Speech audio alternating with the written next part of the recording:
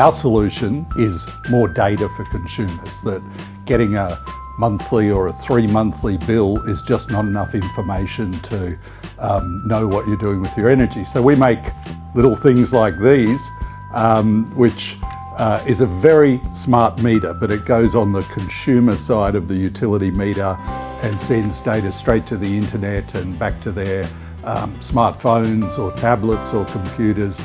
And it's that sort of information that at least can give people some information in a time period where they can do something about it. Well, certainly if you don't know what you're using, then it's really hard to make any adjustments to make your lives better. Whether it's just switching things off or switching things off to a different mode, that will help improve a lot of things. And even just really small tips about things that you can do at really low cost, like putting bubble wraps on your windows to act as kind of temporary insulation. Those kind of small tips can really help people's lives. Definitely, it's confusion for the consumer. Switching retailers is a big problem for them, and we've got a solution that helps consumers choose the energy provider through automation, where they simply upload their bill to a competitor's website and to be able to present it back in very clear terms, an apples for apples comparison to find out if they'd be cheaper to switch to that competitor or not.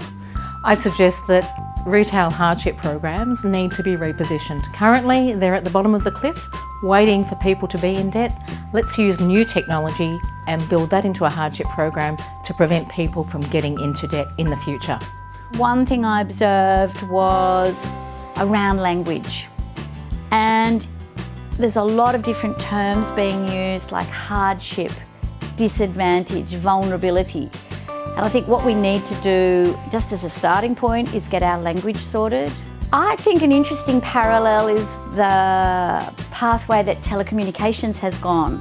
And that industry has done a lot of that similar work. And a lot of regulatory initiatives were put in place to better inform consumers through compulsory disclosure, compulsory language.